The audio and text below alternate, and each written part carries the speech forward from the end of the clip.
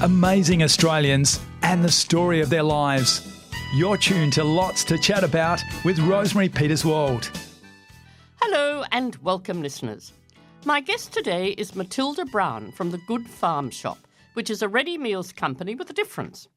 Their promise is to always create real meals from regenerative sources that are good for you and good for the planet and delivered to your door.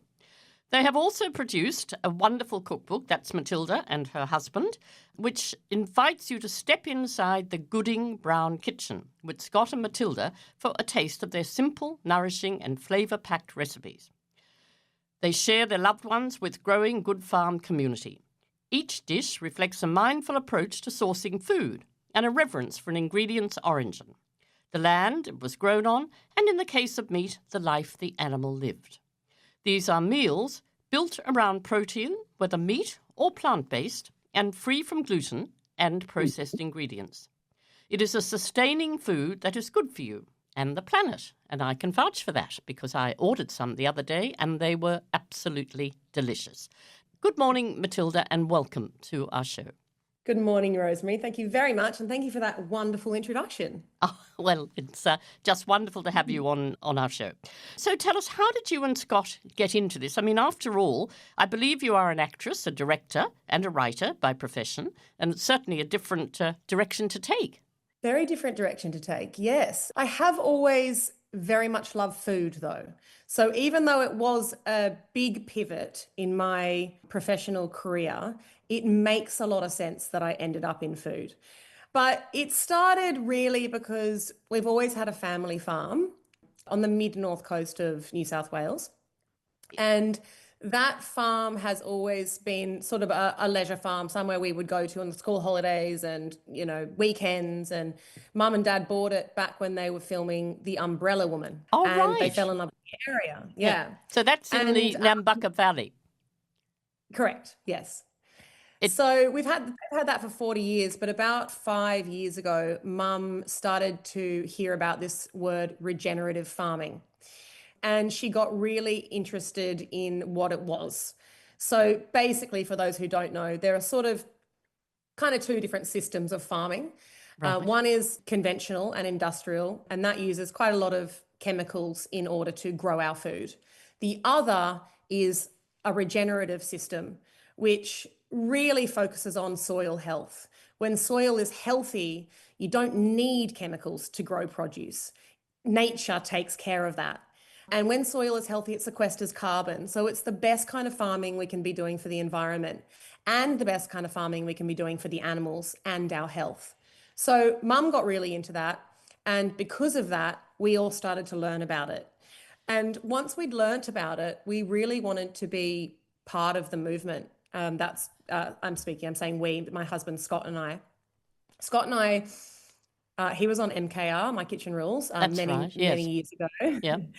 And he's a chef. He's got a background in nutrition. He was a PT. So his life has really always been about health. Whereas I was in the film industry. I grew up in the film industry. My parents are in the film industry. But we just kind of stumbled across our business really because we got into regenerative farming. We put out a cow share to family and friends, which is basically, we want to get this cow off this paddock and divvy it out among a bunch of people, basically. Right. So lots of people were interested in that. And that's essentially how the business started. We were basically an online butchery that sourced from regenerative farms. But it has grown, hasn't it, Matilda? It has grown. Yeah. Enormously. I can relate to that because my husband and I actually once had an apple orchard and we got totally wiped out by hail in the first year and had to start making apple juice, which we started from very, very small, but suddenly we were out selling orange and apple juice. But even that comes with huge pressures, doesn't it? Because there's the production line and there's all sorts of things that can go wrong. Yeah. And how many of you got actually working there now, Matilda? We've got 8 in the kitchen. So just to let people know, it's not an online butchery anymore. Right. We make ready meals. We source all our ingredients from regenerative farms. So in the kitchen we have about 8 people cooking, mostly women. and Scott. Yes. And then we have a couple of people on the other side of the business that do admin and logistics and the creative side. Well, the So, creative side is terrific because you've got a wonderful Instagram account and no doubt other accounts as well. But I must admit, Matilda, I came across you on my Instagram, and it's very, very effective. And I love how you involve all the family. In fact, I was on the train coming up today and saw a wonderful, well, I suppose it's an ad in a way, but with your father and the children, where he steals some packets out of the fridge, I think it is. But it really does work, doesn't it? Oh, yes. Yeah, I do like to involve the family. I find it hard to just do an Instagram that is like, here's a meal. Yes. That doesn't bring me any creative joy. So I do like, I guess because I've been in the film industry and I have acted and written and directed, that making little films is really fun for me. And so that's what I try and do on the Instagram. So thank you. Yeah, well, they come across really well. You said when you were younger, Matilda, you tried sort of every diet, which didn't seem to work. And you actually, you say in your book, which is a terrific book, which we'll come to afterwards, that you had an eating disorder. In fact, you said you ate to be thin, but now you say food was once my enemy, but now it is my medicine. Yes, I really believe that. I really struggled with my weight as a teenager, but I think the main reason for that is because I had no idea about nutrition. Basically, when I hit puberty, I got boobs pretty early and I got pretty curvy. And the only thing that I thought would help was to go on fad diet after fad diet after fad diet. And all that did was confuse me. Yes. And I just really didn't know what I was supposed to be eating. One thing says eat no carbs. The other thing says, I don't know, just so many such conflicting information out there about what we should eat. And, it really wasn't until I met Scott, who understands a lot about nutrition, that I started to understand about what my body actually needed. So I was vegan for 5 years. I was vegetarian for another 5 years. And I would run 5Ks a day. I would starve myself. I mean, a lot of that was the pressure of being an actress and feeling like I needed to look a certain way. And they say the camera puts an extra so many kilos on, doesn't it, or whatever, which is hard. Yeah. There's just a lot of pressures to contend with, I think, for me anyway, when I was in that industry. And Scott had his own health problems, I think, didn't he, growing up? And he'd sort of worked around that and worked it out. And as you say, it was when you met him that you suddenly realised what you'd been doing wrong. Is that right? In regards to eating, yes. I mean, yes. I think my body had gotten into a state, I think I was like living with high cortisol. Yes. And my body had got into a state where I'd starved it. I had given it really not a lot of protein. And I think it was just very confused. And then suddenly Scott came along and he kind of really introduced, and the reason I went vegan also was because I didn't like the idea of being part of an industrialized food system. Like if you go down that rabbit hole of what animals go through when they're in the industrialized food system, it's pretty grotesque. It's pretty horrible to think that we've gotten to that point with farming. And I just didn't want to be part of it. So I stopped eating meat, but I was a lazy vegan. I didn't supplement well. I didn't prioritize protein. I didn't know how to prioritize protein. Anyway, Scott has really always been very conscious about where he gets his food from. Food sovereignty has always been a big thing for him. Food provenance has always been a really big thing for him. So he sort of introduced me to this idea of, if you like meat, you can eat it. And you can source it from places that really do give the animal a good life. I mean, yes, inevitably they're going to die. And if you're a vegetarian or a vegan that doesn't eat animals for that reason, there's no way around that, right? Yes. But actually, I didn't have a problem with that. It was how they were raised that I had a problem with. And so once we started to look at where our food was coming from, I went straight back to eating meat. Knowing that I was sourcing it from a good place, I went straight back to eating meat. And I really have felt a lot better for it. But yeah, that's a The farm Camlin's. the farm at Nambucca Valley, which your mum, Rachel Ward, and of course your father is Brian Brown, as we mentioned before, but your mum did a wonderful documentary on Rachel's farm, it was called, isn't it? Yeah. And I must admit it looks magnificent, but of course there's been, farming isn't just all beautiful, lovely hens running around and baby lambs and things like that. There's huge forces, and of course she, or the farm, I think, got devastated by bushfires and then floods, isn't it? So is that when Rachel decided, I think, wasn't it after that, to go into regenerative farming? Yeah, so 2019 was when the big fires swept through. We were actually Scott and I were supposed to get married up at the farm, but a week before our date to get married, the fires hit and everybody had to evacuate. And it was really at that point that I think Mum felt, because she had a farm, she felt like she hadn't been paying attention to the way that it had been farmed. And so she really felt like, well, if I'm gonna have a farm, I really want to be farming the right way, and a way that helps to, sort of helps the climate rather than doesn't help the climate, because we all know that there's issues with farming animals if you're doing it in a way that goes against, that it isn't good for the environment. So, but regenerative farming really is an incredible way of farming, and it's all about, it's the how, not the cow. So it's how you farm. It's not actually the cow that is creating the problem. It's how we farm that's creating the problem. Yeah, so she started her journey then and has basically become a farmer. So she left, the film industry as well. And now she is on the farm every day, hands-on, mending fences, moving cattle. You see that very much so in the movie Rachel's Farm, or documentary Rachel's Farm. It comes across there that she is very, very much involved. But now, of course, Matilda, because your business has grown and it's grown so much, obviously produce from that farm, you had to then look further afield because there wouldn't just be enough coming off the farm. So how did you then source other farms that were going to farm in the Regen way? We found them on, as you said, you found me on Instagram. I found them on Instagram. When everyone knows the algorithm feeds you, what you like to look at. And because we'd started this, we started looking at other farms that were doing this. And then we would reach out to them and ask to come and visit so that we could learn more about it and learn about how they did it. And we found such amazing people, and a lot of young people have, started to move to the country and try their hand at living on a bit of land and farming.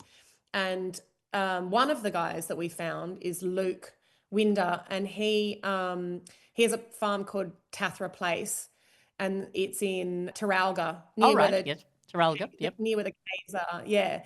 And he was an electrician living in the city, and his dad got really sick, and he had a couple of kids and a wife, and his dad got really sick.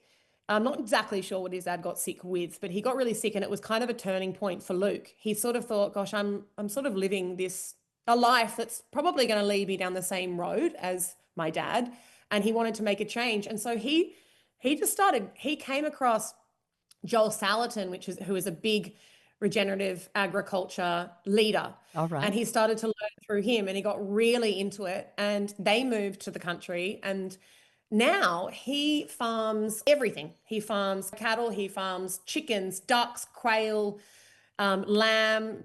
He farms everything, and he's such an inspiring young man. And we went to visit his farm, and we just got along with him really well, and we started sourcing from him.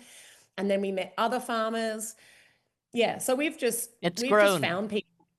Yeah, it's grown because I think we're curious and we're interested, and so that's how we've found people. Oh, that's terrific. And word of mouth, of course, then it goes out. But now you're listening to Lots to Chat About. I'm Rosemary Peterswald, and my guest today is Matilda Brown, who with her husband Scott Gooding run the Good Farm shop using regenerative farming produce, and they co-wrote the Good Farm cookbook.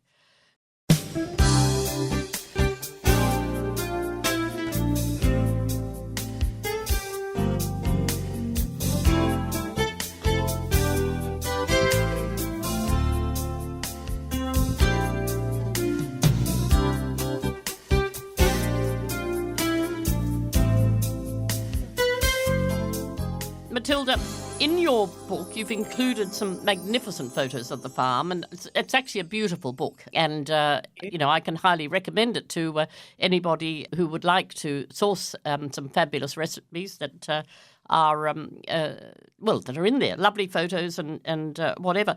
But as we've said, of course, it's not all about the beauty and loveliness of the photos that are in the book. It is at times harder probably to be a regenerative farm. So how do you ensure that the farms that you are sourcing the food from are in fact doing it the right way? I mean, you've said a little bit before about one of the producers, but do you have to go around and look and check, or you take you meet the people and take their word for it?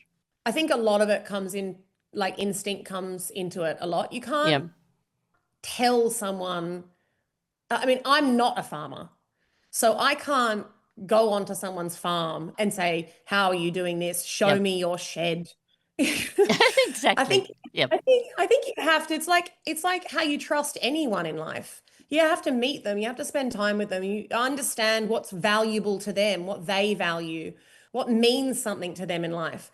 And I think that unless it was certified organic is a thing, right? Yes. So we use certified organic produce as well, and obviously there are strict rules and regulations around what you can and can't do if you're a certified organic farm. Regenerative farming is quite different to that, and there isn't a certified, well, there is, but it's very small, and there are a lot of regenerative farmers out there, and it's expensive to be certified. So I don't really expect people to be certified, because I think there are a lot of people that are actually really trying to do the right thing, but it's really hard to make it work. And so then to say, well, I'm not going to use your produce because you're not certified, I just don't buy into that. I think you really have to go and meet them, establish a relationship, which is what we've done, and then continue that relationship. I think I can say that the people that we work with, they're genuine people. And I think you would know a genuine person if you met one. And I certainly know, I feel like I've got a good judge of that as well. But that's just how we do it with us. Yeah, that's how we've kind of made it work. I don't really believe in having to certify and whatever. I think what you've said explains it beautifully. You certainly but delivering meals, because you're there now. Of course, we've talked about the farm, which is in the Mbaka Valley, and then there's obviously many other properties that are involved as well. But you deliver your meals, Matilda, all around Australia. Certainly I'm up here in Queensland, you're down there, and I got mine beautifully. But is that ever proved a problem, or is it just worked out well?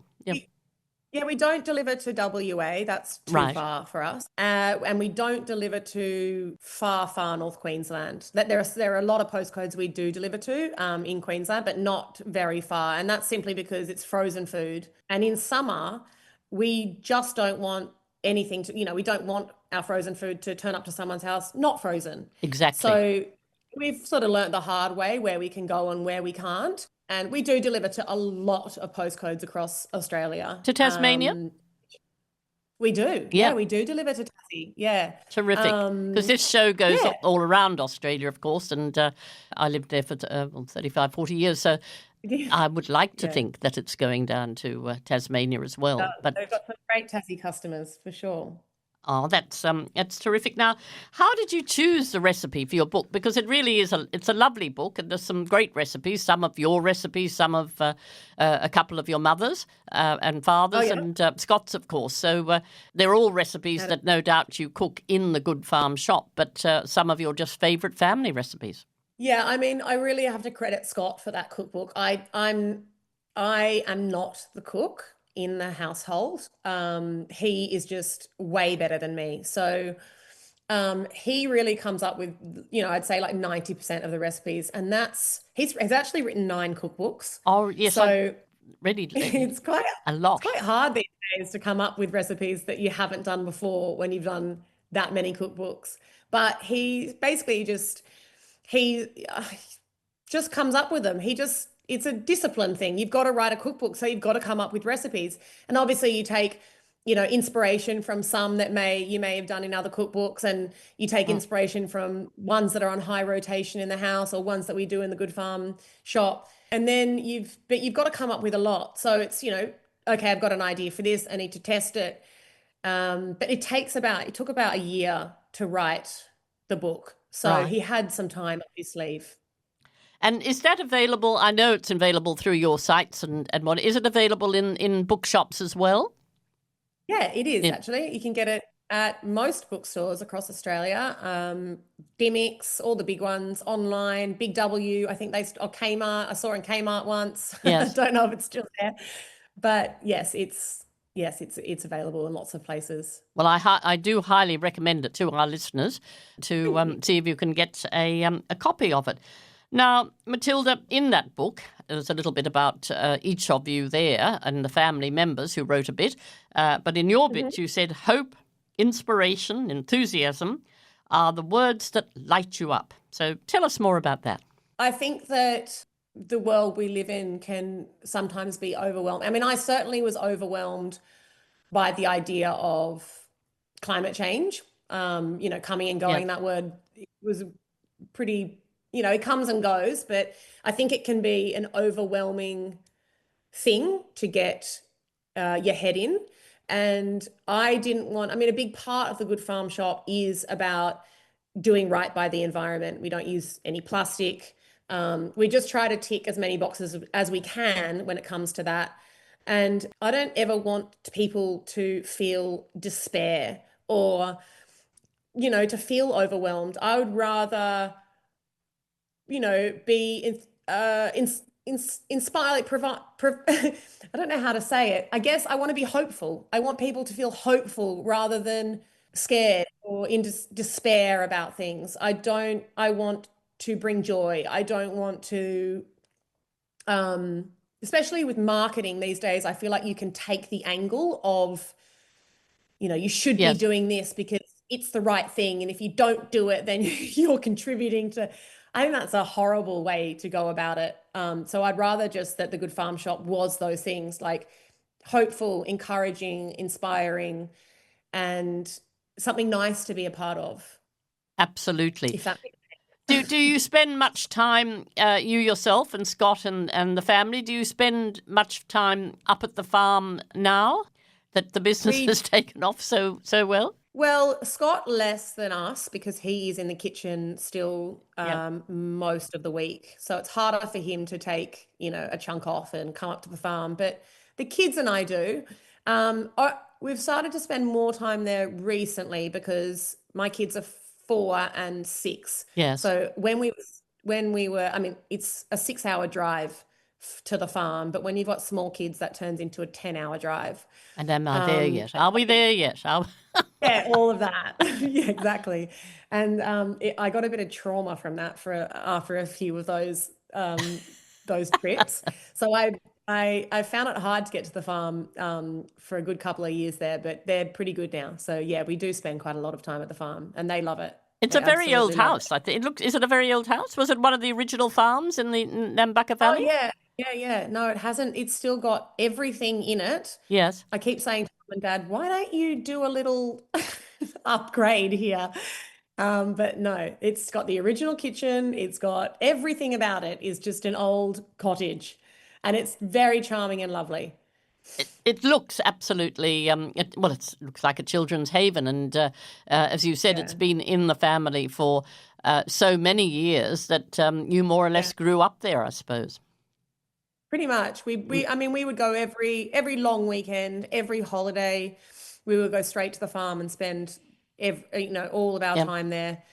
As a writer, when I finished university and graduated from film school, I would go and spend chunks of time at the farm and just to be able to write and be creative. And it's haunted as well, so that's very scary when Oh, you're there alone. And are you involved in films or that sort of is that sort of your part of your life over now, or are you still involved in films and you're still writing, Matilda?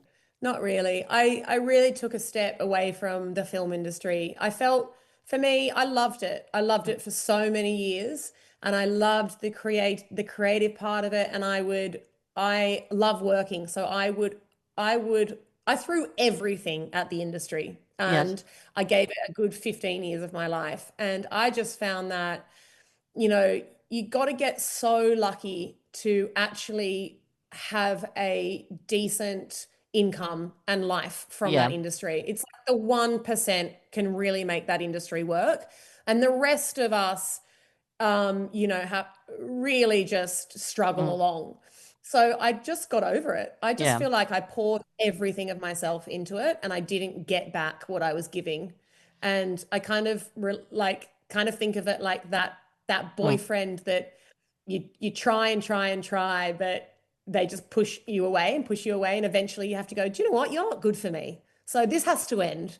And that's Exactly. kind of how I felt about the industry. I just kind of went, do you know what? You're actually not good for me. Not good for my mental health, the way that I feel about my body when I'm, as Mm. an actress. And I just felt like there was more that I had to give. And that became the Good Farm Shop. And it certainly sounds as though you've found your niche there, and what you've said before, your sort of hope, inspiration, enthusiasms all go into the business, which we, I must admit, as consumers, or I particularly as a consumer, are very grateful because, I mean, most of our foods in supermarkets now are sprayed with pesticides, herbicide, weed killers. I mean, you can go into a health store, but prices are so much more. But to know that you can, in fact, order something online from the Good Farm Shop that is not only good for us, but good for the land and the animals as well. Absolutely. Yeah. Well, that's very lovely of you to say. It That's what we hope to be. Is just good for you, good for human health, animal welfare, and the environment. Exactly. Matilda, if I'm sure our listeners will want to look you up, we can certainly do that, or you can do that on Instagram and Facebook. But are there other areas as well that have you got an actual web page that they can go to? We do. We are thegoodfarmshop.com. Right. And we are going to start a YouTube channel Oh, very good. soon. So where we'll be doing cooking and other little things that people might find interesting. So keep your eye out for that. And otherwise just on our Instagram, thegoodfarm.shop. That's certainly worth following, listeners. So, look, Matilda, thank you very much for being my guest today. Thank you very much, Paul. That was fascinating, wasn't it? Certainly was. It makes your mouth water. But yes. It's been an absolute pleasure to have you. And I look forward to having many more meals and also cooking my own meals out of your wonderful book, The Good Farm Shop, which, as Matilda has said, is available in bookshops or otherwise online. Thank you, Matilda. Thank you. And this program has been recorded in the studios of 4RPH Reading Radio Brisbane for syndication around Australia. Great friends and great chats.